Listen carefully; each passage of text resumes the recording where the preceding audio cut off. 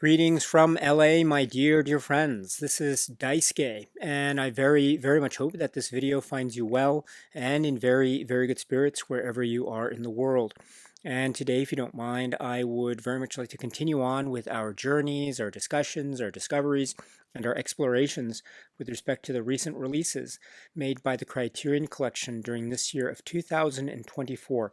And that brings us to a title which has been designated by Criterion at spine number 1224. And this is a work which is described as being, the theatrical release is described as being from the year 1973, but that's not the only version that we are speaking about when we talk about this wonderful Criterion release of a film which is from the filmmaker Sam Peckinpah. And the name of the work is Pat Garrett and Billy the Kid.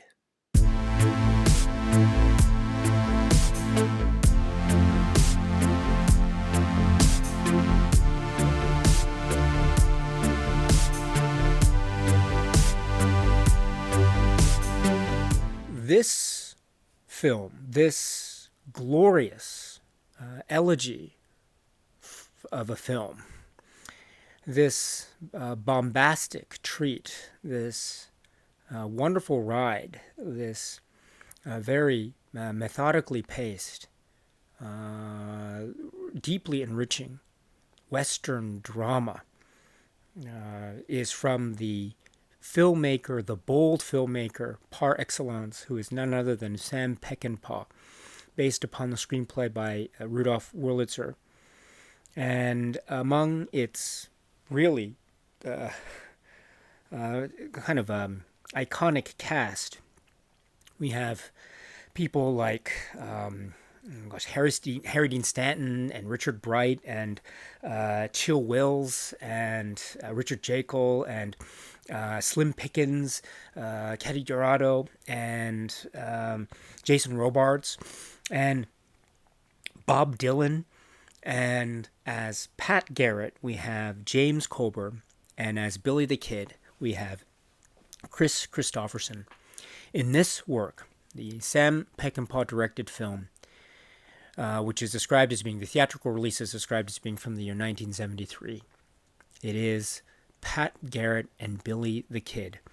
There is so much to say about Pat Garrett and Billy the Kid, the film. There's so much to say about Pat Garrett and Billy the Kid, the various versions.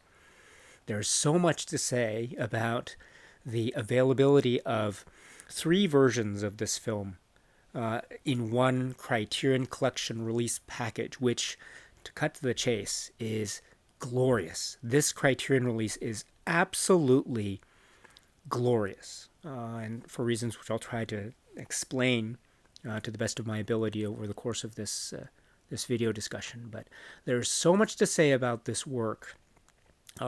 Much like every other single film discussion that I endeavor to do on this YouTube channel, I will fail utterly in trying to express all the points that I want to express, and I will totally fail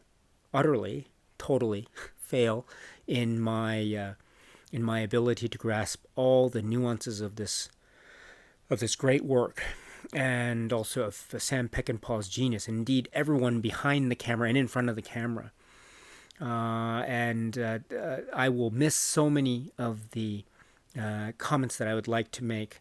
And of course, you will be able to find at many other places people and scholars and experts on this film and on the works of Sam Peckinpah who have been able to write about this film and speak about this film and review this film and really engage with this film and comment on this film in a manner that will be heads and shoulders above anything that I will ever hope to achieve in the upcoming, say, 5, 10, 15, 20 minutes or so of this video that I'm currently making. So, but I will do my best to try to address as much as I can over this, the course of this YouTube video. But so I'm going to fail along the way, so I apologize deeply about this. But that's probably maybe a kind of long-winded indication that I'm making now to suggest that this is indeed a a stellar release of a stellar film. Let me just say it right now. This is a really great release.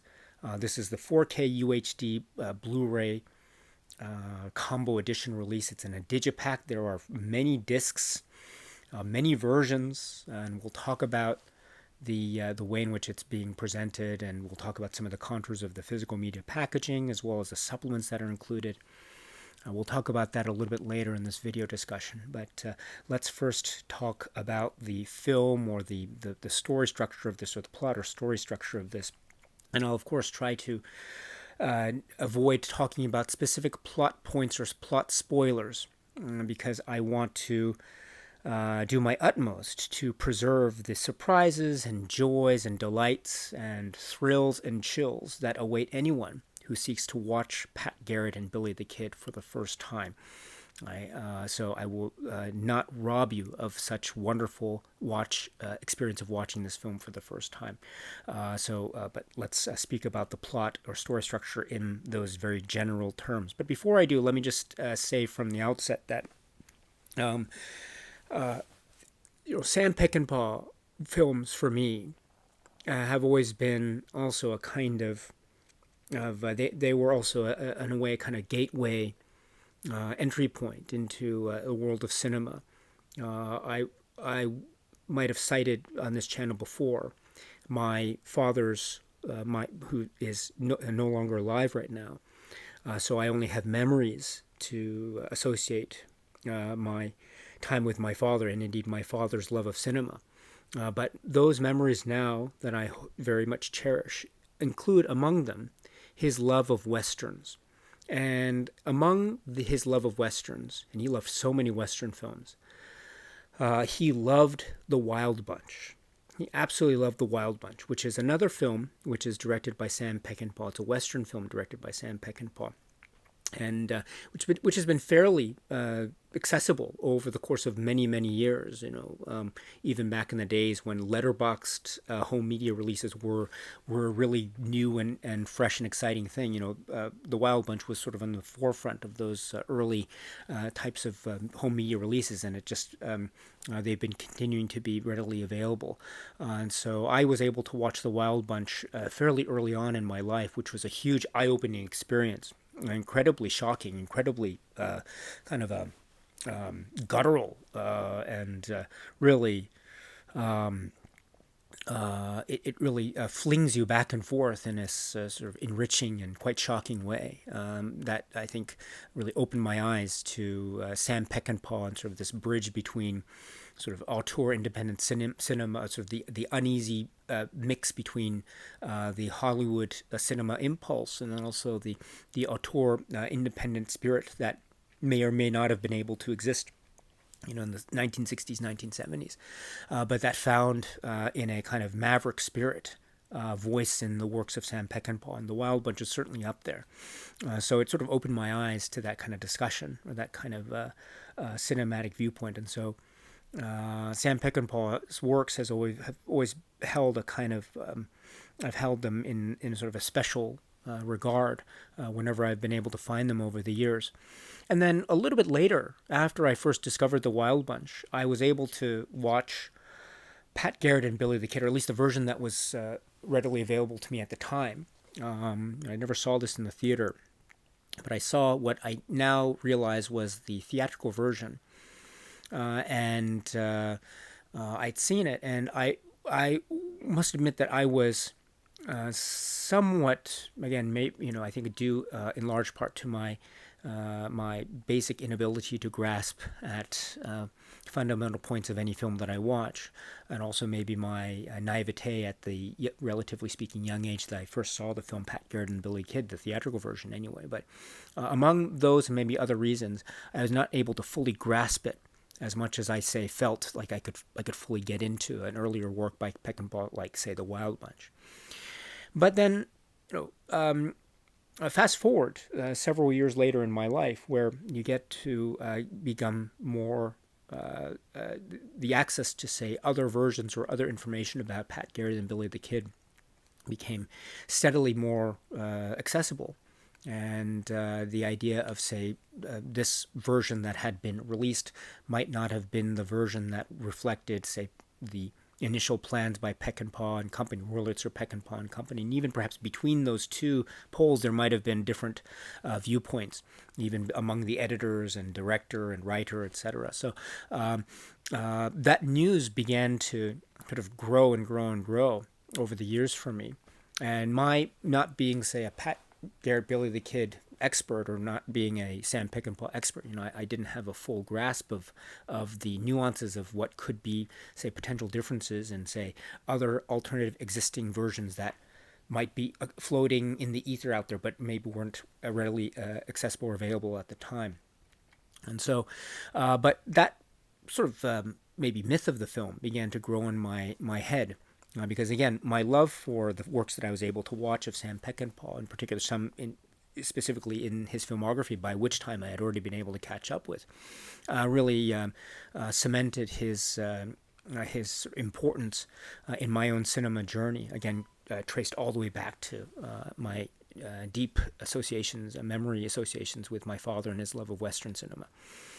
So, but over the years, that kind of myth of the film grew and grew and grew, but nothing more.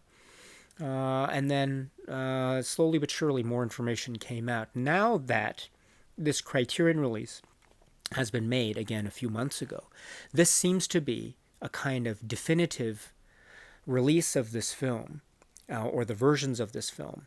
And in many ways, this definitive release of the film versions, Pat Garrett and Billy the Kid, seem in many ways to endeavor to reclaim the film and put it on a kind of artistic pedestal, which, now that I've seen all the versions many, many times over at this point, I feel I can rightly and very in a very in a sort of proclamation way, I can definitely say I too join those voices wholeheartedly in wanting this film not just to be reclaimed from a kind of to a kind of place of cinema discussion of films of the highest importance, but also put it on the pedestal where now I believe it truly, truly deserves to be. Because I look at this film now, Pat Garrett and Billy the Kid, thanks to the great, say, the versions that have been made available, watching each of the versions many times over, listening to some of the comments on the commentary, all the comments on the commentary track, and some of the other points made in the supplements.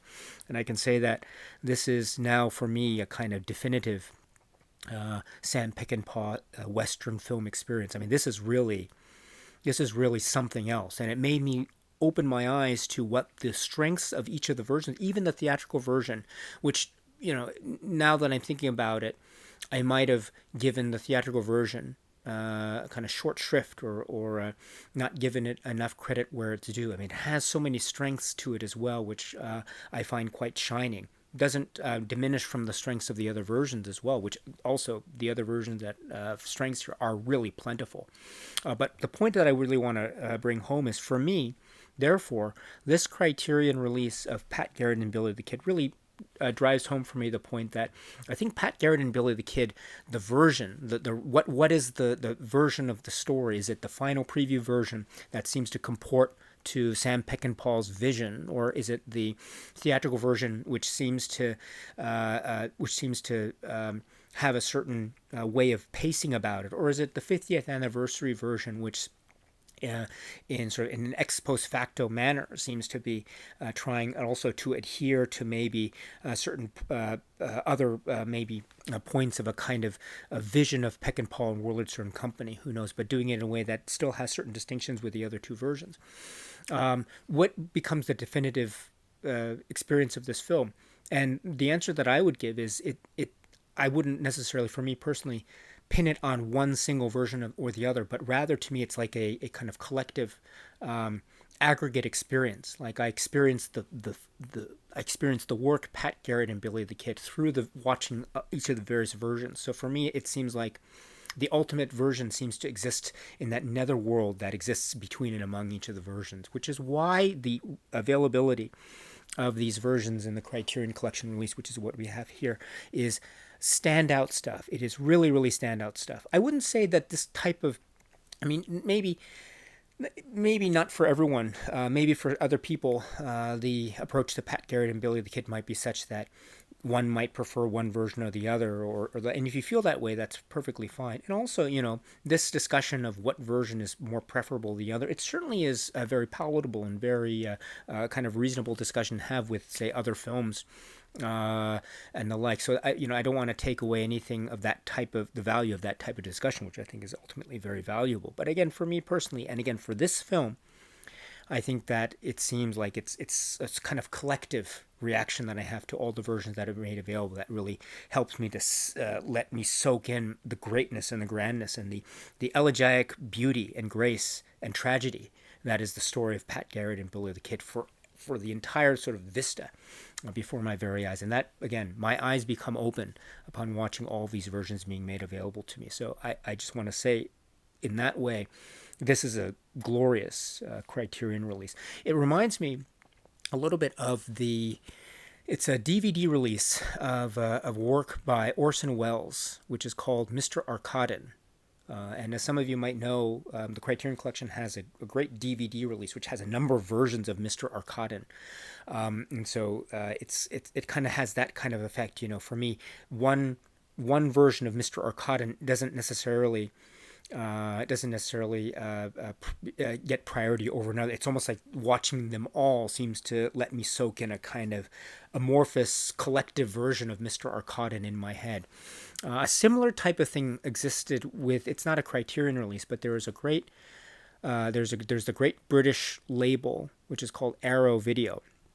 And they do a great job with releasing various versions. And I think one example that they did so well was a Dario Argento, Italian director, Dario Argento film from, I think, 1985, which is called in English Phenomena. And there have been various versions of the film, as well as a kind of hybrid version of the film, which was part of that great Arrow release of the Dario Argento film.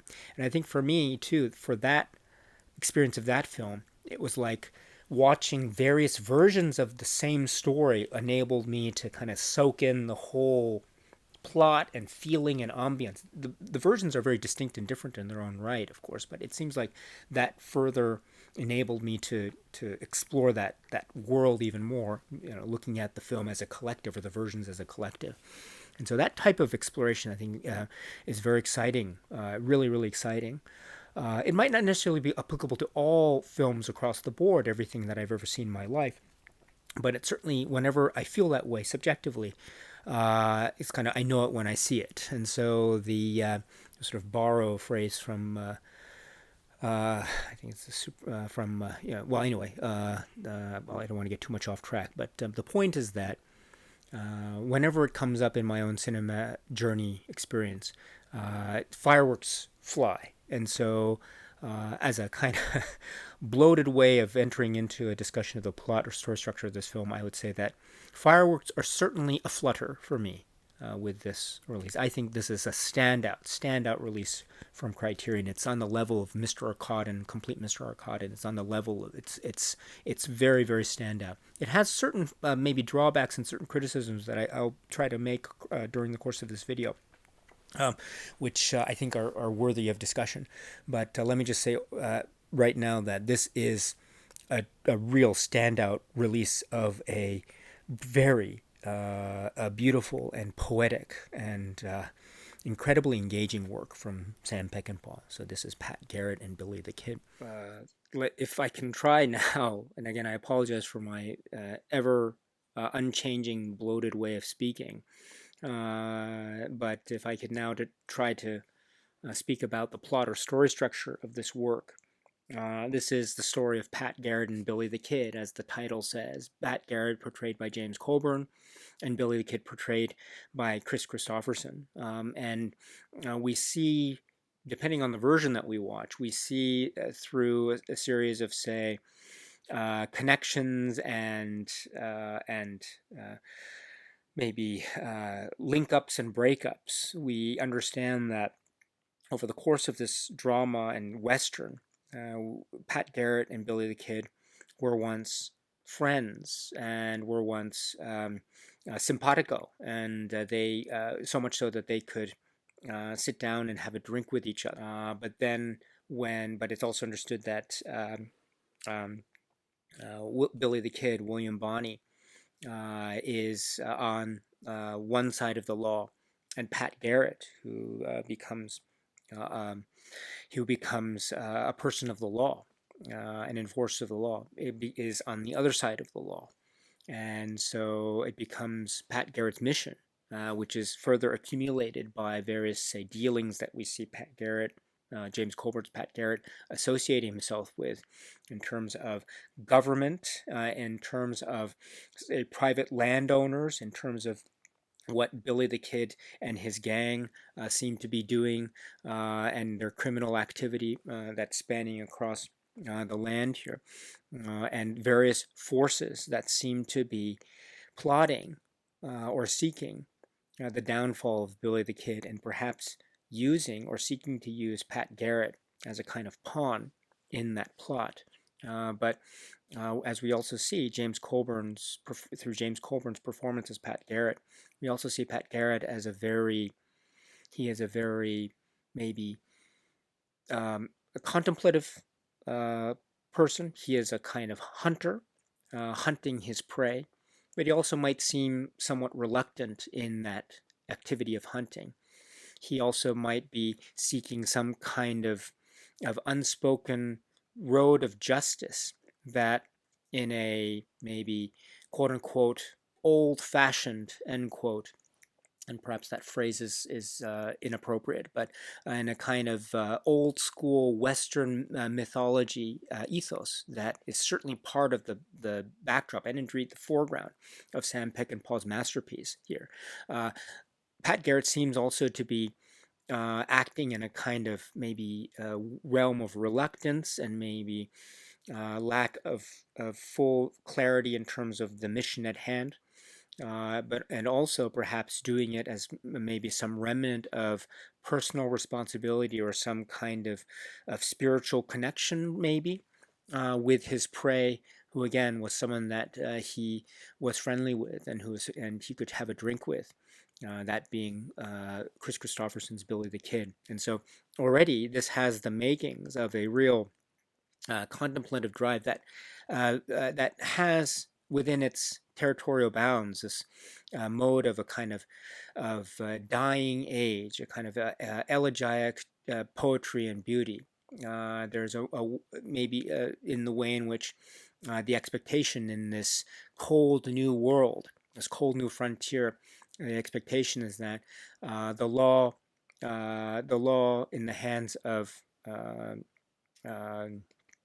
Pat Garrett, as compelled by him through the authorities higher on up, might seem to suggest a kind of breakdown of these sorts of quote unquote old world Western mythological ethos values, where the almost the free spirit of someone like Billy the Kid could ride on into the sunset in that sort of almost dangerous and boyish, charming way that Chris Christopherson seems to play it.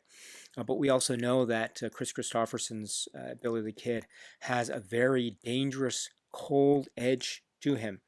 He either himself, through his activities, invites death, or death becomes invited because of, or as a result of, or otherwise in parallel to whatever it is he's doing, or wherever it is he tends to find himself. And so it's not just the idea of the liberated free spirit in the context of the wild West and all of the romantic overtures that has with it. I mean, it is there. That's part of the great charm of the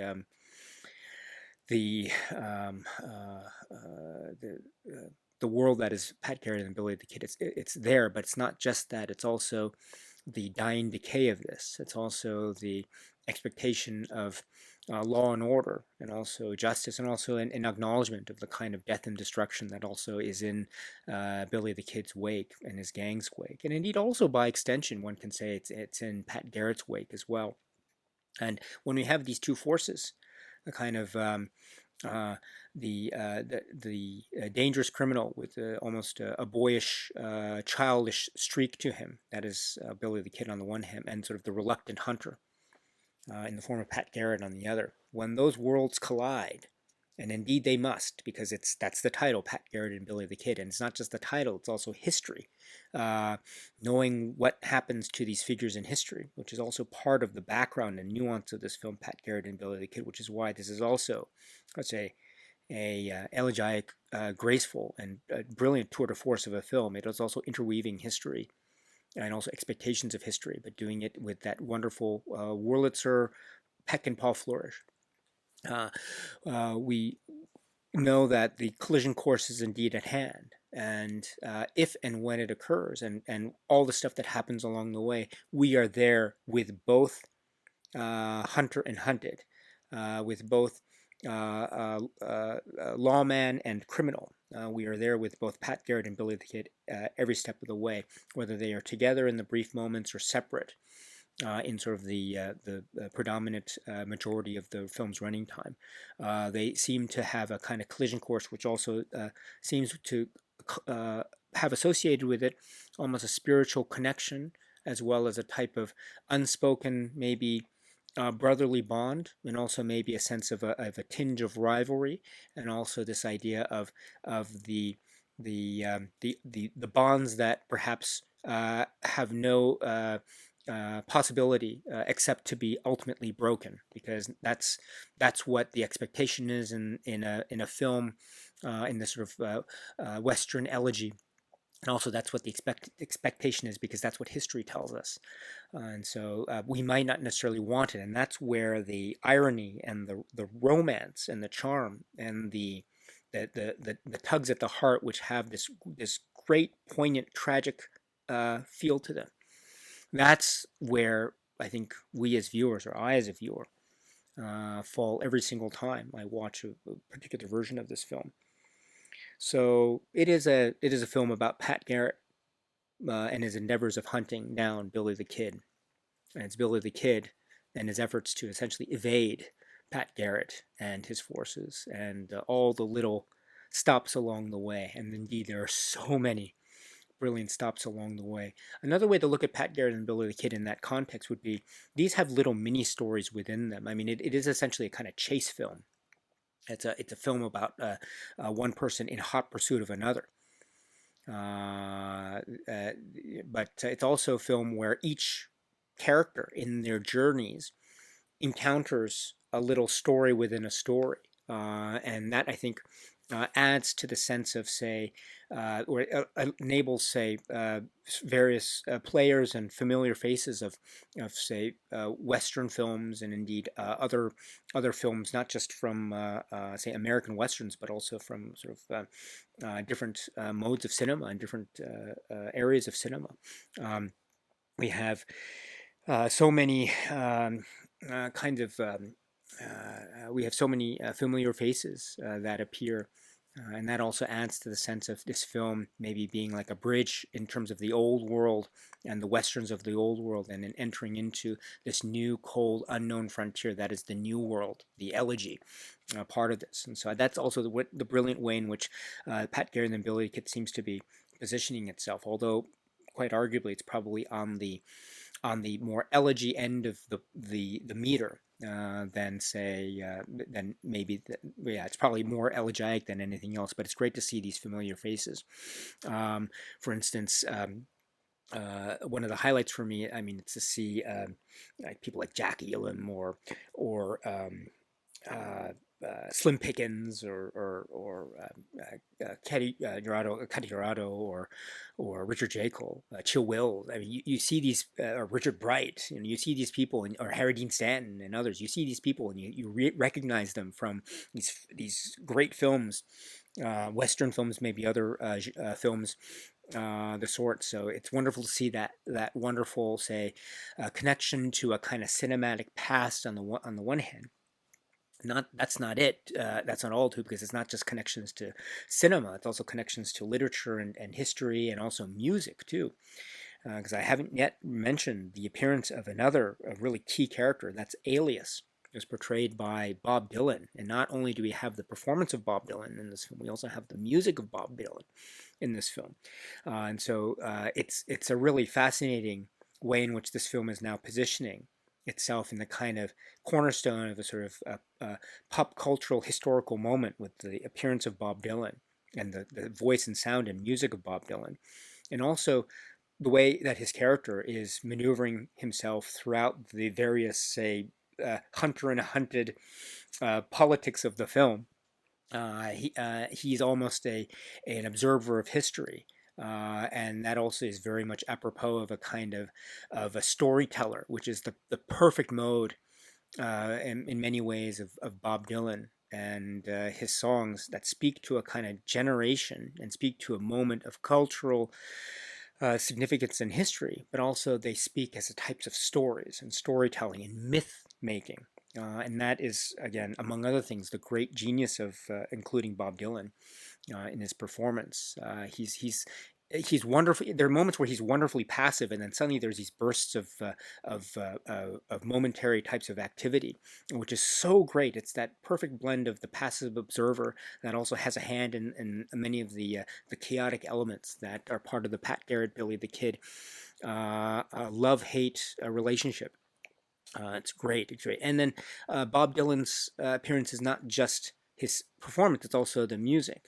And I would be remiss if I didn't mention that this is a great collection of classic Bob Dylan works across the board. They too are in many ways also examples of Bob Dylan and his storytelling prowess, his works of literature in song or sung style. And they seem to be speaking a kind of poetry that is so much, very much punctuating the world of Pat Garrett and Billy the Kid in a way that is undeniable. Perhaps one of, if not the most notable example of this is the work by Bob Dylan, the song, which is called Knocking on Heaven's Door. Now, I have to say a personal note about this. I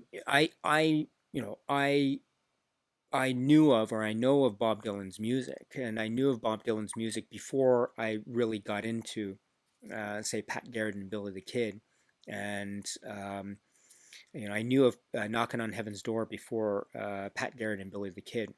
So I always thought, up to that point, I always thought that for me, Knocking on Heaven's Door is this great, great song by Bob Dylan, but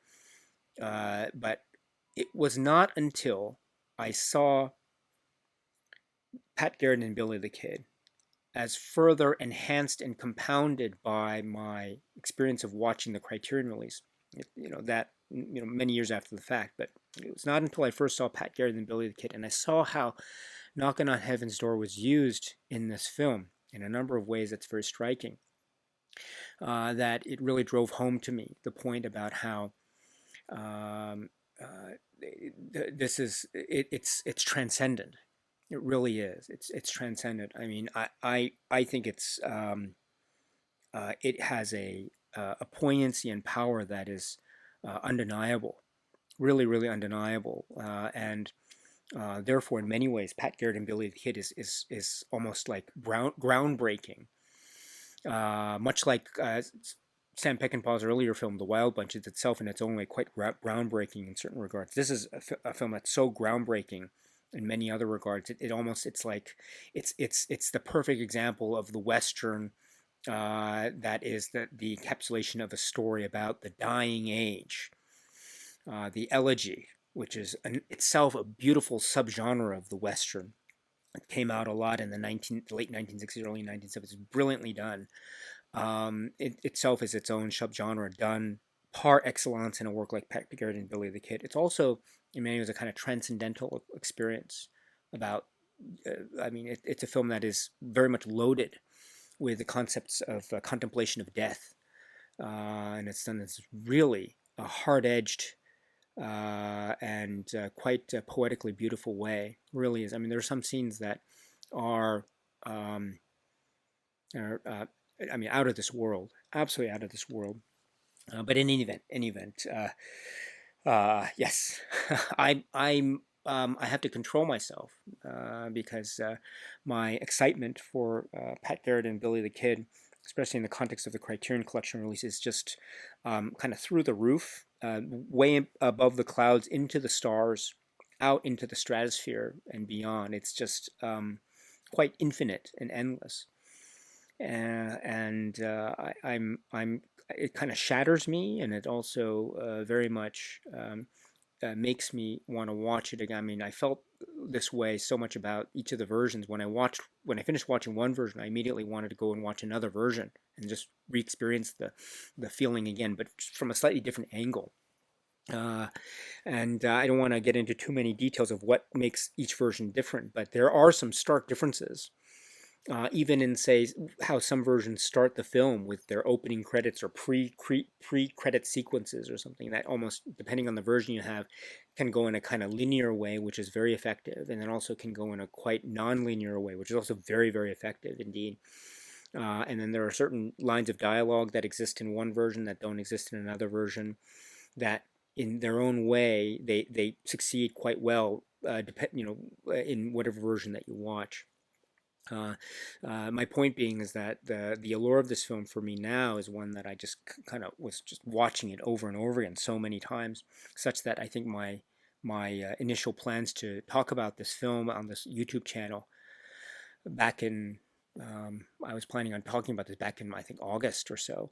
And now I'm in December. I mean, I was just watching it over and over again, trying to recalibrate myself and feelings about this film. But that's what I think is so great about a release like this from Criterion, is that it just really inspires you and just pushes you to want to watch it again and learn more and seek out more.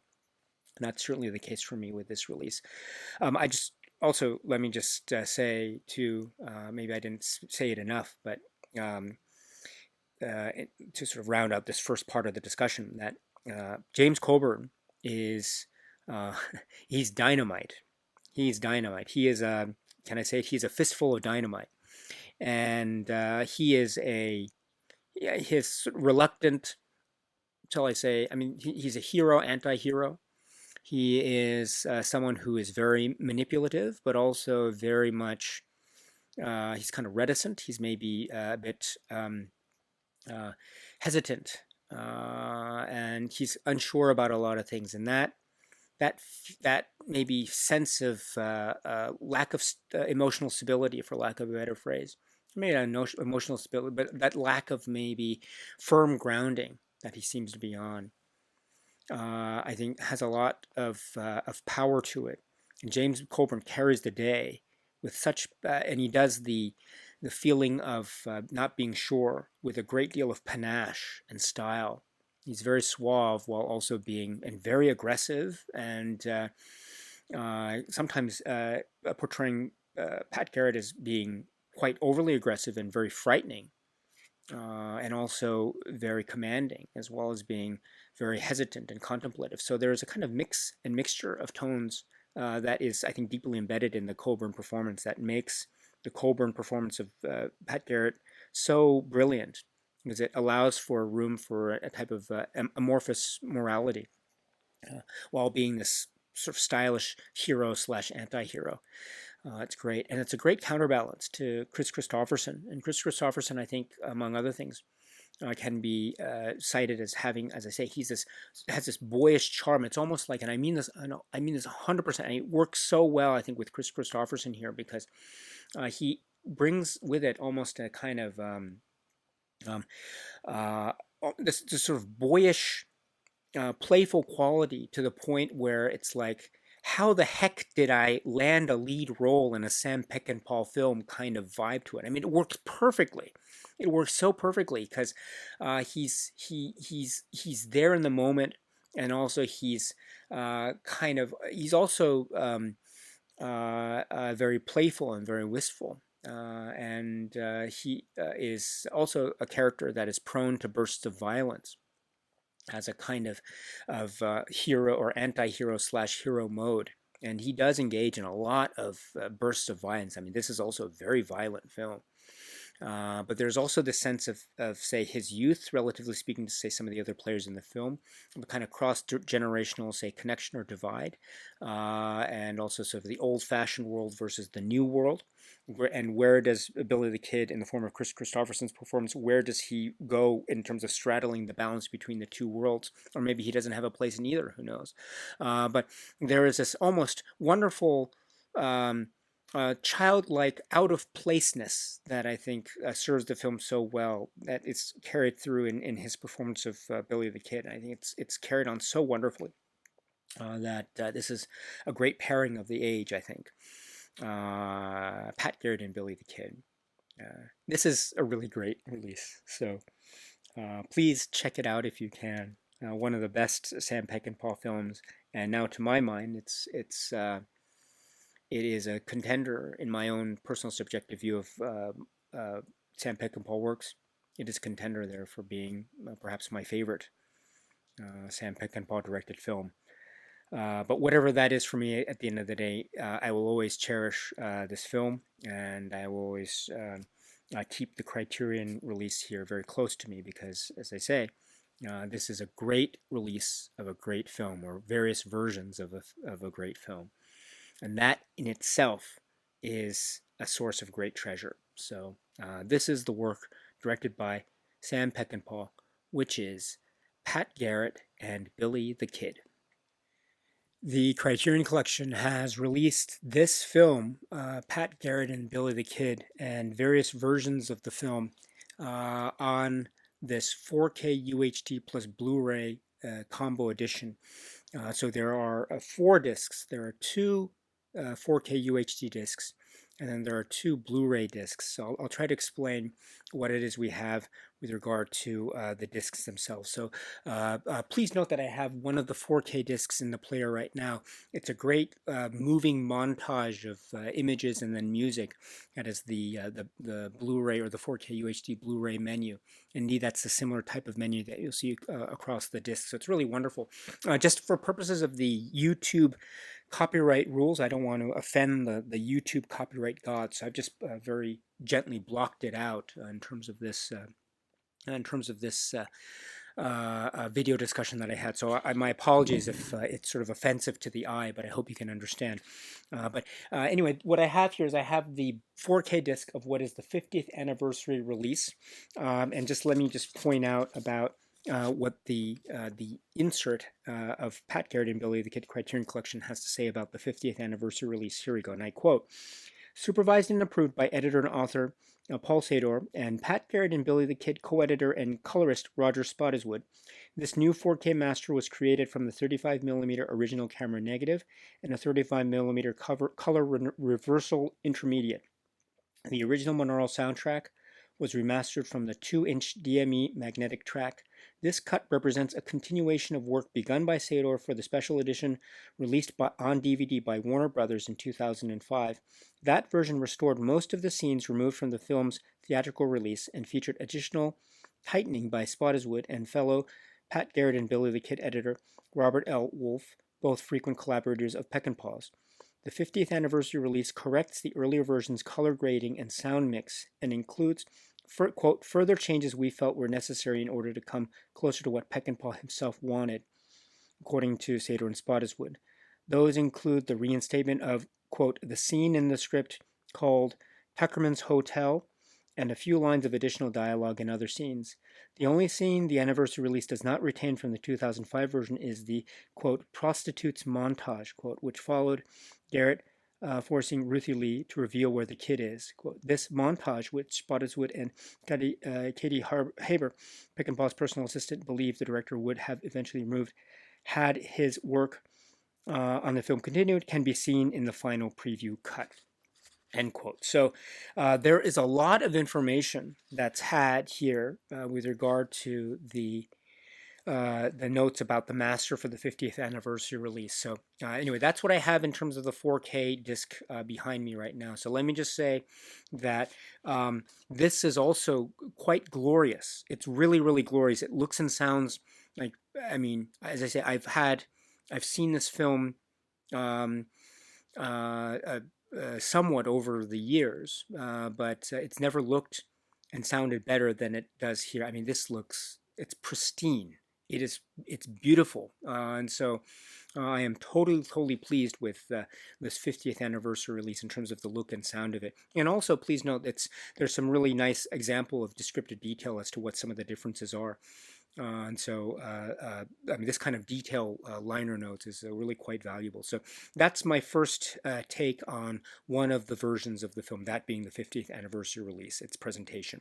Next, I have in the player behind me the 4K disc of the original theatrical release. So we have the liner notes in the Pat Garrett Billy the Criterion foldout here states, and I quote, about the original theatrical release. I quote, this new 4K master was created from the 35mm original camera negative. The original monaural soundtrack was remastered from the 35mm DME magnetic track. After Peckinpah stopped working on the film, Spottiswoode and Wolf took charge of the editing, reluctantly removing scenes to bring the film down to the studio's desired length, while nonetheless hewing as closely as possible to Peckinpah's vision. The cut of the film that resulted, released in theaters in 1973, is available here for the first time since its release on VHS. Yes, and so I remember the VHS release of that, in fact. Uh, so, uh, but this this looks nothing like my experience with the VHS. I mean, it's again, it's pristine, it's crisp, it's sharp. It's like a glory. It's a beauty to behold, and it's wonderful kind of material. I mean, it's set up so well, and you can watch it comparatively with the other versions, which also stand up so well, and also on its own. So, and that also goes for the look and sound of it too. And again, I like how there's a little bit of comment here about the editors, Spottiswoode Wolf, reluctantly needing to edit it down. It's almost like they are the reluctant. They're as almost as reluctant as, say, Pat Garrett, the character, is in terms of the story. Pat Garrett in the Middle of the Kid. And there's some commentary as from Spottiswoode that you hear on, for instance, the commentary track that is associated with the 50th anniversary release. But anyway, this is another home run out of the park here in terms of the versions. This is the original theatrical release. And by the way, before I move on, I should also point out that the 50th anniversary release has its own 4K UHD disc. The original theatrical release also has its own 4K UHD disc. So those are what account for having two 4K UHD discs in this Criterion release. So the 50th anniversary release has its own 4K disc, and then the theatrical release, the original theatrical release, has its own 4K disc. You can also find the 50th anniversary release and the original theatrical release on a Blu-ray, which is also part of this 4-disc set overall. So 2 4K discs and 2 Blu-ray discs. You can also find the 50th anniversary release and the theatrical release on one of the Blu-rays here. So that's your choice. So you can enjoy.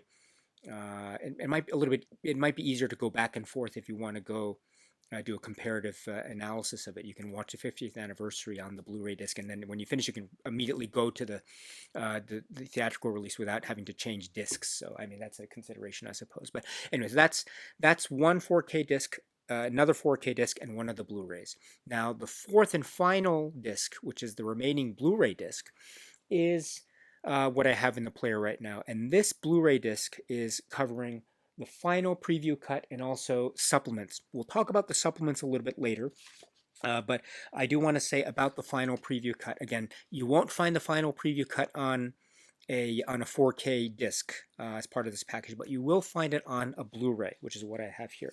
And then the insert here says about the final preview cut, and I quote here, excuse me, the final preview cut represents the last version of the film on which Peckinpah worked directly.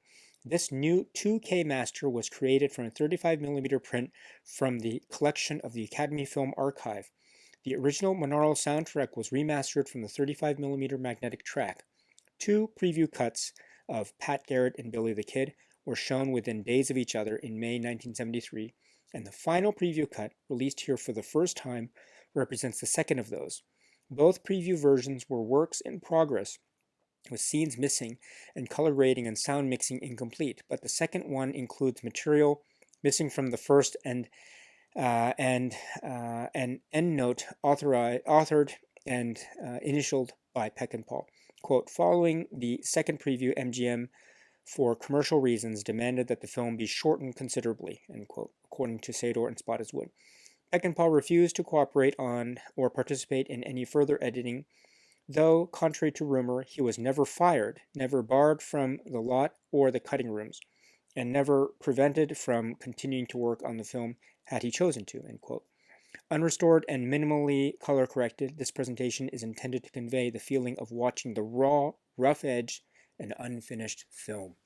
So, this is a real treasure. This is a real treasure. And as it indicates, it's not as, how I say, 4K'd up. It's not as pristine and clean and sharp as, say, the 50th anniversary, the way it looks and sounds, or the original theatrical cut as the way it looks and sounds. But that is not a knock at all against the final preview cut, or it's referred to as the second of the two.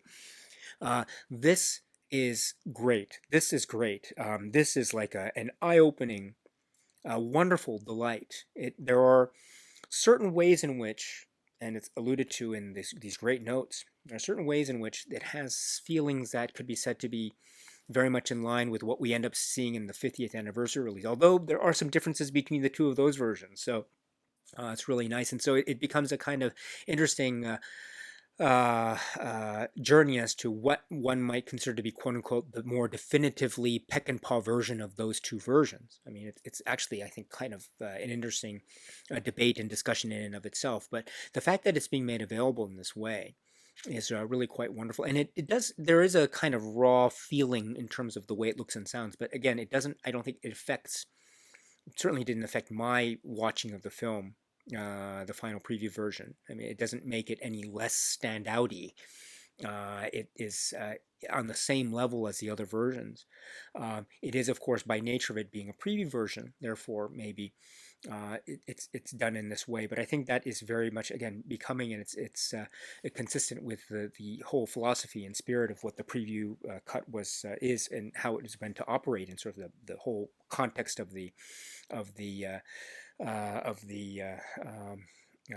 movie making factory, and the process of making a film and preview and then preview prior to what needs to be done in terms of the final version. So it's like a draft upon a draft upon a draft. So totally understood there. I wish, I just want to emphasize that I don't want that to then be a kind of knock against this version. I mean, it doesn't make the version itself, quote unquote, an inferior version, I think, to the other two versions that are included here. I think on the contrary, it has its own strengths. Very interesting, sometimes minute differences, other quite striking differences, which make the whole journey of Pat Garrett and Billy the Kid in this context all the more fascinating. It's already fascinating to begin with, but you already have this great, I mean, the myth of Pat Garrett and Billy the Kid, the film, and Sam Peckinpah, what it is he was doing, and the like, it just grows and grows and grows. So, and with some interesting notes of historical points to be made, especially, it's interesting to note about what it's said in the notes here for the final preview cut about, according to the editors, what was well, how the studios actually handled Peckinpah, which is an interesting historical note. So in fact, there's some interesting historical notes to be had in these liner notes, which we don't often see in Criterion Collection notes about the masters. So this is already a kind of groundbreaking way of talking about the masters itself, as well as the way in which we include the version. So all in all, very exciting stuff. This final preview version looks and sounds great. I mean, for what it is, this is really great. It's like the best you'll ever see. It's my first time to watch this version, actually, so I'm blown away by this. It's my first time to watch this version. It's my first time to watch the now 50th anniversary version. Although I do recognize where it came from in terms of kind of a release. What was it, 2005 or so, something like that. But this is I'm more familiar with kind of the contours of that than the final preview version. Although, again, in terms of the Criterion release, this is my first time to watch the two, officially speaking, and this definitely. This is just kind of a cause for celebration. Another treasure trove of delights that is now opened up for everyone to see. This is really great. And again, it's kind of on its own standing when compared back to back with the other releases. Also, I think it holds very well on its own. It really does. So it's another alternate version of how to watch this film, Pat Garrett and Billy the Kid. So on one of the Blu-rays, you'll have the final preview cut version, and that Blu-ray is what I have here. So absolutely phenomenal. Please check it out if you can. And so the Criterion Collection has released this film, Pat Garrett and Billy the Kid, yes, on this great release. And I've just gone over the various versions that we have available, the 4K discs and the Blu-ray discs respectively. But now let's turn to the supplements that can be found included with this release of Pat Garrett and Billy the Kid from Criterion. And the first place I'd like to turn to is the commentary track that's made available with the 50th anniversary release of Pat Garrett and Billy the Kid. This is, again, there's no other commentary track for any other of the releases, so there's no commentary track for the theatrical version release or for the final preview release as far as I can see it, but there is the commentary track which is made available for the 50th anniversary release, which is really quite something, really great. So for purposes of just talking briefly about the commentary track with you right now, I have the Blu-ray, which has your choice of the 50th anniversary or the theatrical release. I have that here just as a kind of contrast because I already had the 4K in the disc in the player a while ago. So, but if you watch the 50th anniversary on the 4K disc, or if you watch it on this Blu-ray disc, you will still be able to watch it with the option of turning on the commentary track if that's your choice. So I have the Blu-ray here, and I've turned it to the 50th anniversary release, and it says here, and I quote again. I apologize for having to block out the image here, but again, for purposes of YouTube copyright rules, I just want to be absolutely safe than sorry. So anyway, it says here, and I quote: "This commentary track, recorded in January 2024, features film critic Michael Sragow, editor Paul Sador, author of the 2015 book, The Authentic Death and Contentious Afterlife of Pat Garrett and Billy the Kid, and filmmaker and editor Roger Spottiswoode." This is kind of a conversation between and among them, and again tailored to the 50th anniversary release. Although there are a number of details that come up in this wonderful casual conversational type of way. That allude to certain differences that were made or needed to be made, or perhaps were then remade or reinserted or otherwise polished, or however one views it. With regard to, for instance, Spottiswoode's work on their knowledge of the final preview version, and also Spottiswoode's work on the original theatrical cut, and then also what ended up becoming this 50th anniversary cut. So already we're getting a lot of stuff, and it's really interesting, for example, to hear sometimes Spottiswoode being asked about something that was done, for instance, in the original theatrical cut, and he is revealing a number of details, but then there are certain details that for whatever reason are being withheld, which I think itself it's very fascinating. That's an example of this kind of, it's a film about living history in itself, and the various versions, it's its kind of own cinematic living history. Which record is the correct record? That kind of quest for kind of ultimate truth, which perhaps is ultimately it's probably beyond one's grasp, but you can always get close to it when you watch these various versions back to back to back. But I mean, a commentary track like this is it's so illuminative. It's so illuminative in that regard. It's great. There are some comments and questions and in this great commentary track, or from the outset, in terms of how this version starts the story. And then that also enters into differences with how this turned out in the theatrical version versus how it now looks here, and maybe patterned or seeing echoes of it in the preview version, or the second preview, or the final preview version here, and then seeing how it is making a certain point artistically about time and history, and also the use of the credits and how the credits themselves are appearing and over which types of images they're appearing and the like. And that also opens up the conversation with regard to how the original theatrical version was met critically and commercially, the reaction or lack thereof by Sam Peckinpah, and then also the way in which, say, Spottiswoode and Company had to, as it's described here, quite reluctantly work on what ended up becoming the theatrical version, but still try to maintain the vigor and the vision as much as possible in that version. Kind of an impossible task that might have been, based on what was imposed upon them by the studio, but also having this chance to talk about what was the final preview version before, and then now what is now the 50th anniversary version here. And then they talk to it's a great conversation here. There's talk about various people who appear in this film: Slim Pickens, Kenny Dorado, Jack Elam. They talk about Richard Jekyll. There's this great back and forth about Richard Jekyll and the wig that Richard Jekyll wears as his character. It's a really lovely moment here. There's some scenes too. They're talking about Pat Garrett, the great performance by James Coburn, how he was cast. Also, they speak very, I think, honestly about the performances here and there. So they speak, for instance, there's the appearance by the great actor and filmmaker Emilio Fernandez. So they speak about his performance here. They also refer to the appearances of people like Richard Bright and Harry Dean Stanton and Chill Wills and Bob Dylan, of course, also Barry Sullivan in terms of the scene involving the character of Chisholm. And also there's an interesting and Slim Pickens as well. And there's a scene I have to mention, that the scene involving Slim Pickens and Knockin' on Heaven's Door is one of the greatest scenes in all of Peckinpah's work, in my view. So it's great to hear. And also here, for instance, I think it's Spottiswoode who mentions how he was a little bit reluctant in terms of the addition of the Bob Dylan music over that scene. He felt it was almost too on point, but he's grown to really find attachment to it over the years. So that's an interesting way of looking at it. I always thought it was perfect, but I mean, he feels that way now, but he responds to it in terms of how he initially felt. And there's also some great discussion about this film, Pat Garrett and Billy the Kid, which is, again, theatrically released in the early 70s. And a film that was, I mean, Pat Garrett and Billy the Kid's story, I think, is somewhat, it's found a lot of cinematic voice over the years, among which is a really interesting film, which is called Young Guns 2.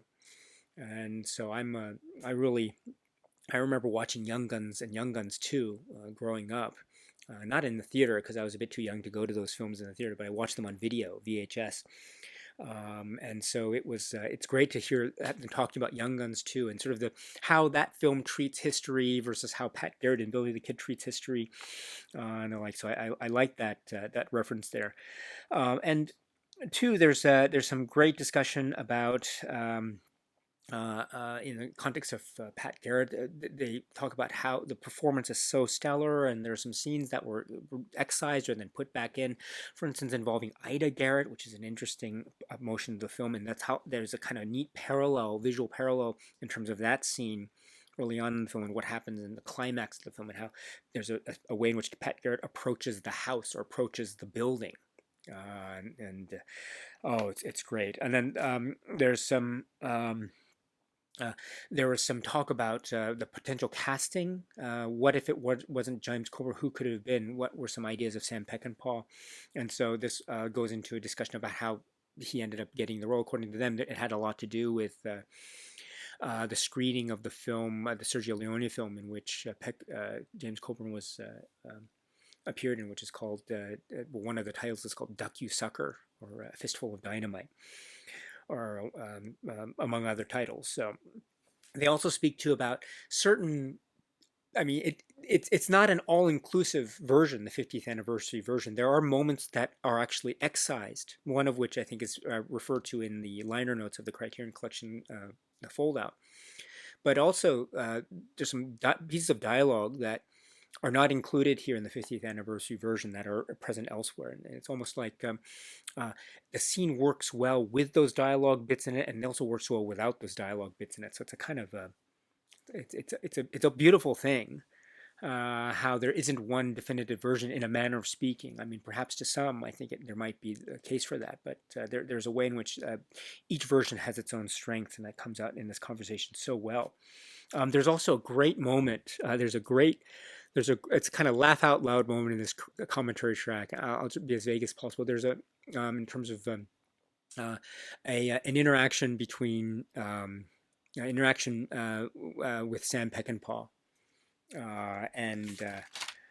Well, anyway, it's a really laugh out loud moment. It's great, and they also talk about other characters in the film, like the Poe character and Jack Elam's character and the like. So, anyway, this is a great standout. I mean, it's so informative and it's so enigmatic at the same time. It's almost like a parallel for what this film is. Pat Garrett and Julia Kidd. It's fantastic. So, anyway, once again, this is the commentary track that is available only for the 50th anniversary edition release, but it does have, obviously, it has much relevance to any of the other versions. So it's very informative in terms of your watch of the other versions, the theatrical version or the final preview cut. But just please note that you'll only be able to hear the commentary track when you are watching the 50th anniversary release, either on the 4K disc or on the Blu-ray disc, your choice. But in any event, please check it out because it is absolutely fantastic. Okay, so, but that's not all because we have other supplements that can be found in this release. And if you want to go to the supplements, go to the other Blu-ray disc, the Blu-ray disc which has the final preview cut. There you will also find a sub-menu for supplements, which is what I have here. So I have the final preview cut Blu-ray in the machine, and so let me go to the supplements sub-menu here. And the first thing that comes up is what's called Passion and Poetry, Peckinpah's Last Western. And this is approximately 48 minutes. And according to the Criterion Collection menu, it says, I quote, produced for the Criterion Collection by filmmaker Mike Siegel, this 2024 program on the making of Pat Garrett and Billy the Kid features a previously unheard on-set audio interview with director Sam Peckinpah, as well as interviews with actors James Coburn and Chris Christopherson, crew member Catherine Haber, and producer Daniel Melnick. Again, approximately 48 minutes. This is really wonderful. There's a lot of, I mean, Sam Peckinpah is a kind of legend in terms of his maybe on-set and off-set behavior and how he kind of reacts and responds. And a lot of that is, I mean, some of that is reinforced in what we have in the interview discussions here.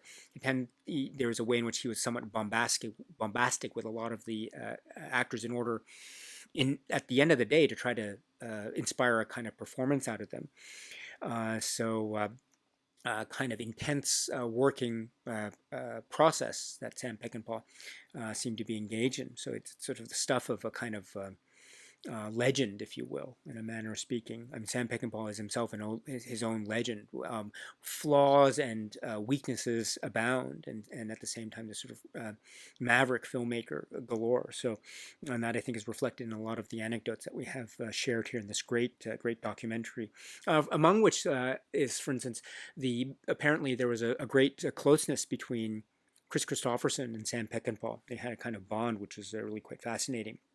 There's a quote here about, and it goes to what I was trying to say earlier about how Sam Peckinpah provoked performances. He was provocative in terms of how he handled the actors, which is interesting. He also had this very confrontational way about him and his friendships, apparently. There's an anecdote regarding him and Emilio Fernandez that comes to mind. That, according to one of the anecdotes, involved, among other things, a loaded gun. So, wow. But so there's a lot to be said too about the Sam Peckinpah directing style.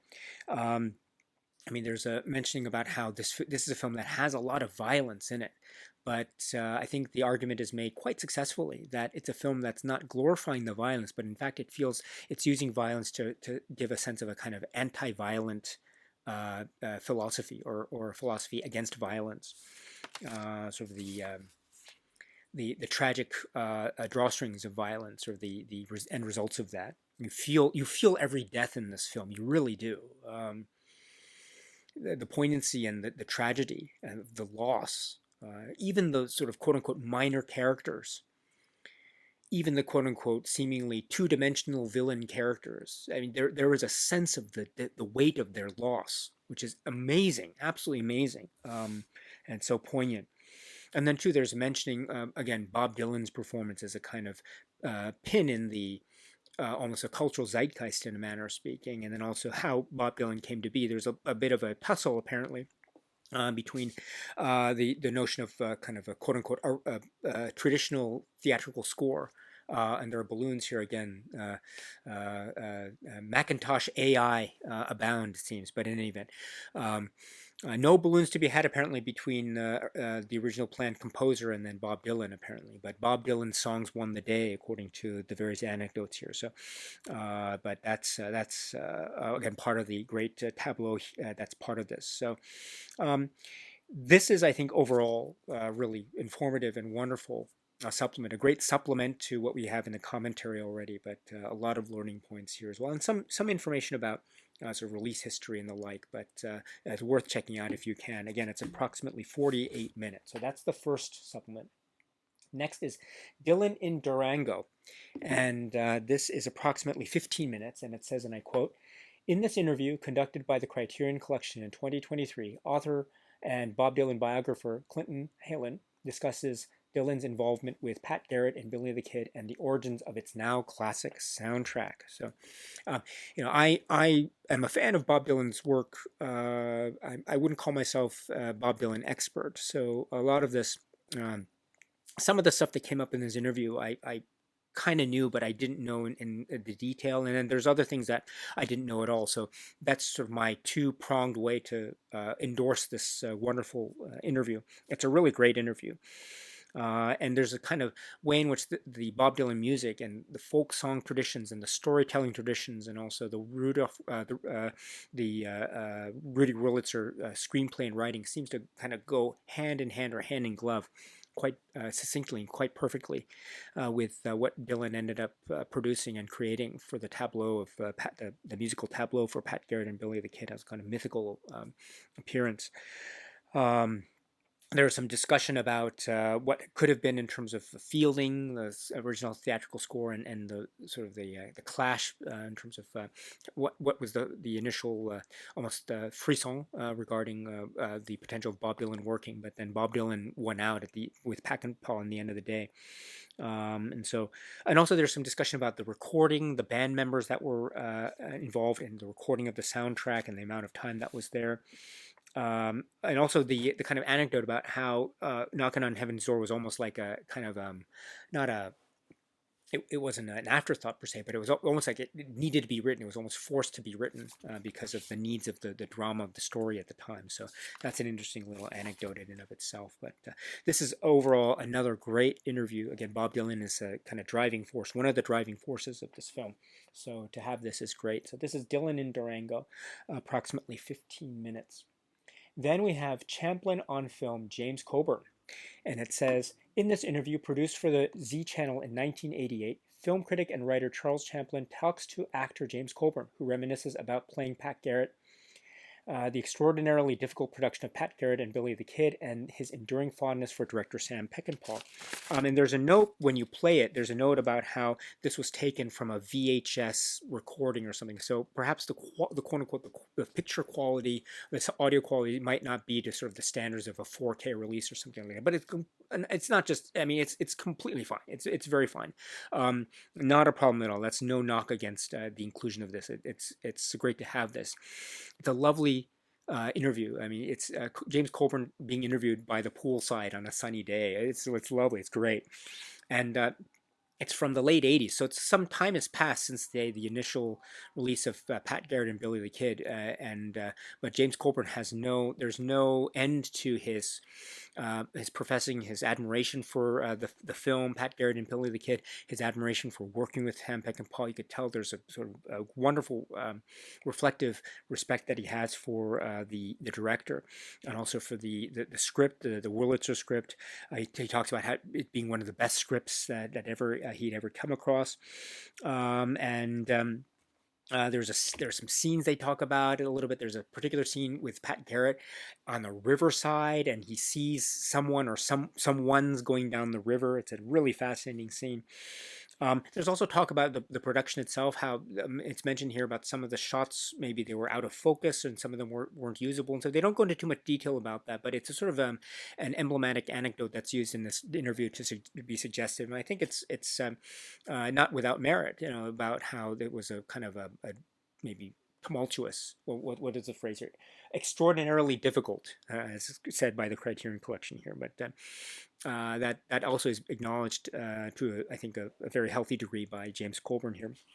And he also talks too about how the initial theatrical release itself, he acknowledges that it was disappointing, maybe alluding to the fact that there was some maybe understanding what the film was intended, how it was intended to be versus how it ended up looking and feeling upon the initial theatrical release. But he has a great fondness, James Colburn does, and rightly so. It's one of his great performances.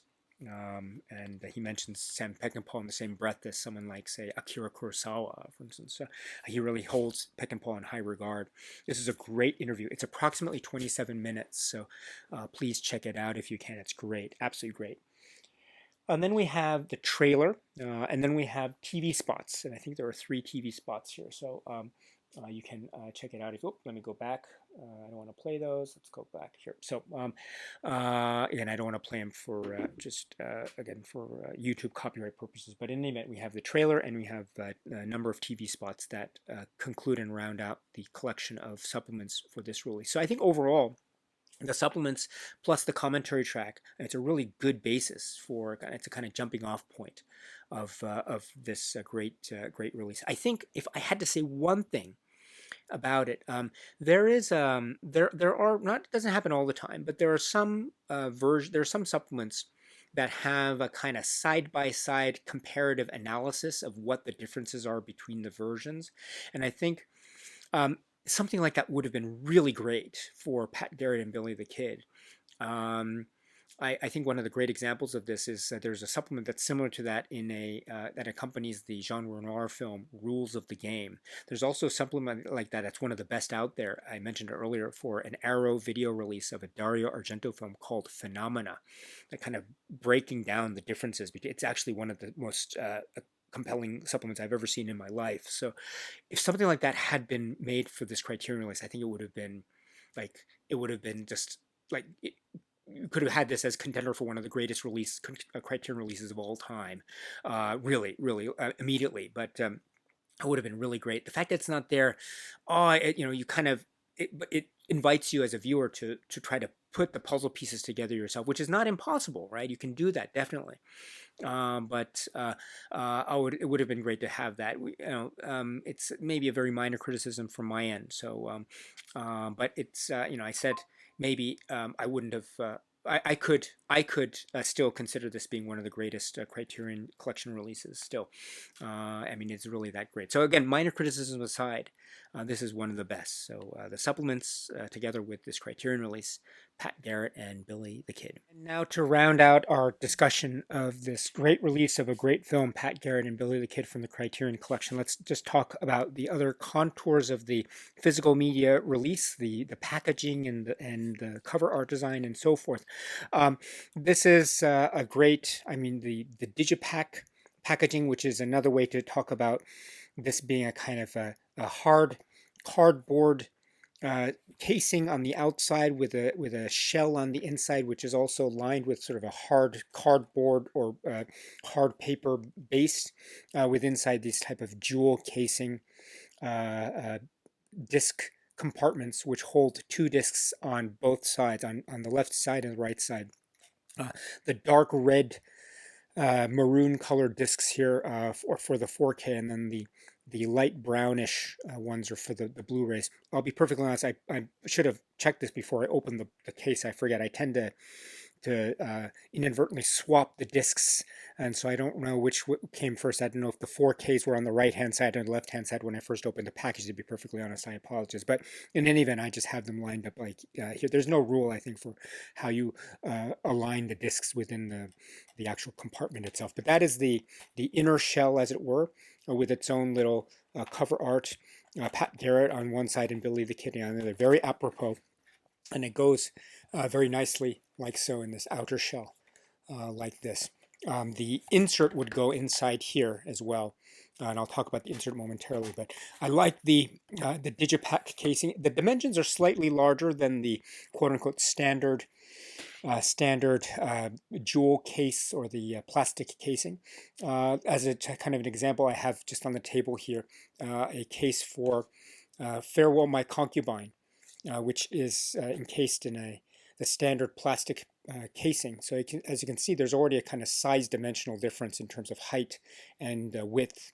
And also in terms of the sort of the depth or length of it. The box is slightly longer, so there's a little bit of there's a little bit more in terms of how it aligns on the shelf exactly. So but that's fine with me. I love the Digipack casing. I think it's really awesome, and the artwork I think is really great. The sort of the fractured. I think it's meant to be a broken mirror or something with what looks like a hole or puncture wound or a bullet hole perhaps, which is very, very apropos. I like that very much. Art director Sarah Habibi, Eric Skillman, designer Eric Skillman, with thanks to Nicole. Excuse me here, my eyes are failing me. Nicole Rifkin, art production coordinator William Breeze, and print production artist Craig Phillips, art assistant Julie Sussman. Sorry about that. The print is rather small, maybe for my continuing aging eyes, so I apologize for that. But yes, Nicole Rifkin is given a note of thanks from the Criterion Collection and Eric Skillman and Company. So I do like this design very much. I like the font use. I like the sort of sepia tone. I like the shattered, the fractured, broken mirror-like tapestry. We have the various players here with Pat Garrett featured rather prominently here and Billy the Kid on the other side here. I love this. This is wonderful. This is really wonderful. So that's the sort of outer packaging. And then this motif continues with the insert. It is the fold-out insert, and the type is, again, it's a little bit, again, maybe it's more reflection on me and my aging eyes rather than anything else, but it's a little bit difficult for me to read, I'll be perfectly honest. The type is a bit small, but that's okay. And it is the fold-out type, and I'm not a fan of the fold-out type, as we know. I wish it could have been a booklet. I really wish it could have been a booklet. I think there's so much to say about this, in fact, about any film in the Criterion Collection, I think, or any film in any label for that matter. But this is, I think, the fact that it was given this 4 discs and this packaging, the Digipack packaging. I wish it could have had a booklet. That would, again, just send it just right over for me immediately. But a very minor criticism, all the same. But I think my criticism is tempered in the positive direction due to a number of things, not least of which being the great Steve Erickson essay, which is called Renegade's Requiem. Renegade's Requiem, which is quite a stellar essay. And my strong recommendation is to watch the film first, and then you can read the stellar essay called Renegade's Requiem. That's really quite wonderful. So as I put the insert back into the case, let me now close out my thoughts on this release. I kind of I made a minor criticism here about the fold-out type, and I also made maybe a minor criticism with regard to supplement that we could have had a supplement that might have gone to try to compare the various versions that are included here. So I think those are minor criticisms. And maybe I had said in passing that, maybe that prevents me from immediately calling this one of the greatest Criterion releases ever. But I really should take that back. I don't mean to sound overly confident in one direction or another, or in a sort of negative direction in that capacity. I really should take that back, because those criticisms aside, and I mean this so sincerely, those criticisms aside, I think this is one of the This is one of the strongest Criterion releases I have had the great pleasure of coming across in my life as a Criterion Collection admirer and fan. Um, you know, it there are releases that have noticeably maybe more volume in terms of the amount of supplements in the Criterion Collection. It doesn't have the highest number of supplements compared to say other releases. So, and I do have other minor criticisms about the release. That being said, I go back to again why it is why I attracted to some place like Criterion Collection. It's because it gives me the opportunity, among other things, to really um, uh, for example, for films that I might have seen before, to really be able to jolt myself, rethink something that I thought I had a notion of before, but I realized I didn't. Reevaluate my own thinking and takes on it. Recognize how shallow my takes are, but then trying to supplement those shallow takes that I initially have with something more meaningful that is supplied by great experts who are able to speak in, say, commentary tracks and interviews, etc., that are included as part of the supplemental features and the essay writings, etc.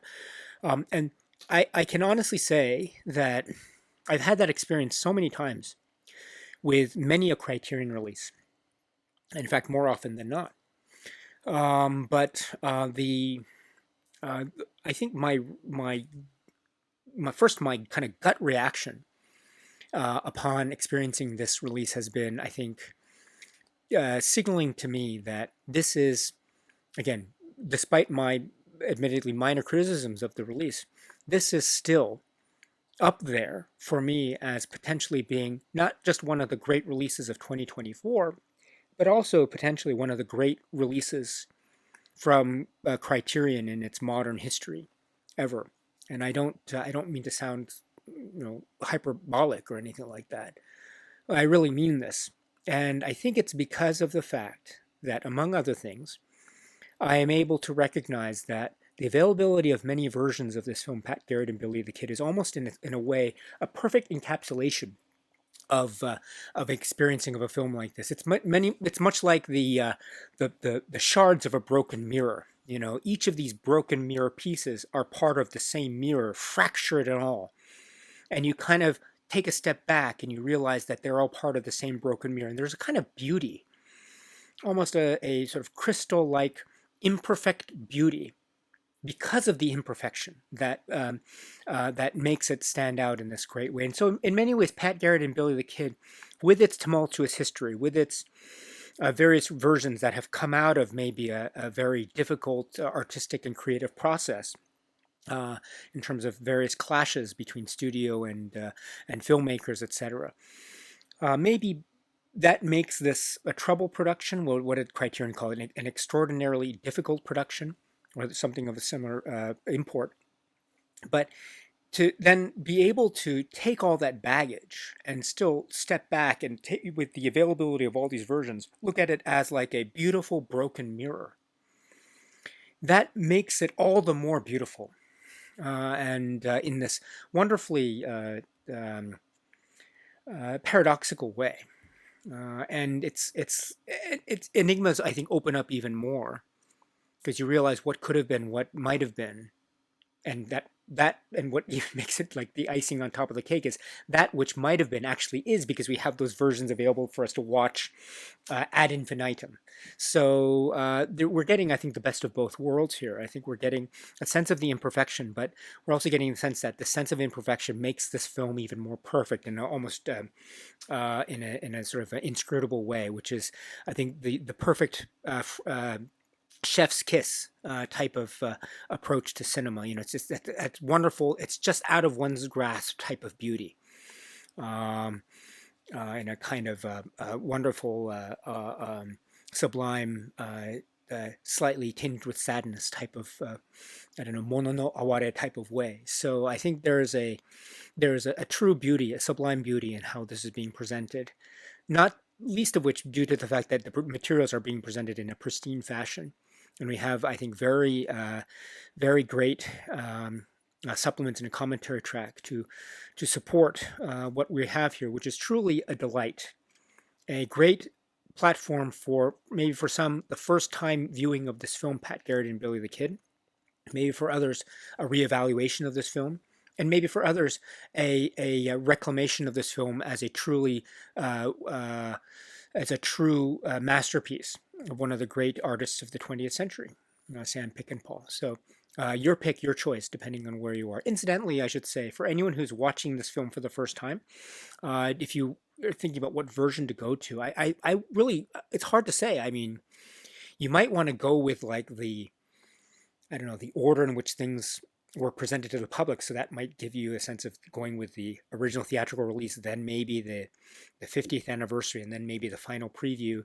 Or you could go with the order in which they were actually derived. So final preview, then to the original theatrical, then now to the 50th anniversary. Or you might want to cut to the chase in a manner, so you can go to the 50th anniversary, but then realize that that's just one of many of the broken mirror pieces, and you can revisit the theatrical release and then the final preview cut. So that's a kind of discombobulated way for me to say. I think it depends, but you will. I think no matter what version one chooses, I think you will be more often than not inspired to want to watch the other versions. At least that's the hope, anyway. But in any event, no matter what version you might prefer or cling to, or the one that you have most affinity for, and whatever choice that is your choice, and your choice is a great and beautiful one indeed, my dear friends. Or if you have an approach like I, which is just taking a step back, looking at all the broken mirror pieces together as a kind of assemblage whole, or somewhere in between, or none of the above, who knows, depending on how you view this film. I think regardless, or no matter what approach you have, this Criterion version seems to have it all, or very close to it. And much like, as I say, some of the great Criterion releases that I'm aware of in my kind of capacity as a kind of an admirer of the Criterion Collection. I mean, I can think of some of the ones off the top of my head that really go into this deep dive way, really get at the heart and soul of a film, and many of them do, but in particular me, in terms of my subjective viewpoint. I mentioned the complete Mr. Arkadin set a while ago, maybe something like the Rules of the Game release, or something like maybe A Brighter Summer Day release from Edward Yang, or maybe the Opal Trilogy, or things of that nature. These sort of landmark releases that seem to be very much part of the very essence, the very canon of what it is to be a Criterion Collection film. You know what I mean? Those sort of emblematic things. I dare say that a year from now, a couple years from now, 5 years from now, maybe even longer, when it's all said and done, when someone asks, what is the Criterion Collection? I would say, for me, one of the titles that, among those other titles that I might have mentioned, will be conjured up in my own mind, will be the Criterion Collection release of Pat Garrett and Billy the Kid. It is that good. It is that good. I like it very much. And so kudos to the Criterion Collection. Bravo indeed. I wish you can do them all like this. I wish that everything could be like, you get all these various things and you look at it just maybe that's an unfair comment to make, because each film in its own way, it has its own approach and style to it, and I'm a big admirer of the other releases, so I should take that back. But I mean that in not to put down any of their Criterion releases, but really I truly want to commit to how much I admire this Criterion release, and I want to make my comments about this release as laudatory as possible. This is a really kind of potentially sort of historical release for the Criterion Collection. I think it's truly breathtaking. Truly is. I'll end it there because I don't think I'm just going to be endless, just talking about this because my excitement levels are through the roof on this. So I'll just end it here and saying that is the Criterion release, or my take, my 2 cents on the Criterion release of the Sam Peckinpah film and all the various versions, which is Pat Garrett and Billy the Kid. Whew. All right, my dear friends. So that's it for now. And so until we meet again, please be happy and healthy and well. And please keep on watching a lot of great movies, including Pat Garrett and Billy the Kid, the theatrical version, the 50th anniversary version, the final preview cut, other films by Sam Peckinpah, other films in the Criterion Collection, and beyond. So until we see each other again, my dear friends, stay strong, stay safe, and cheers.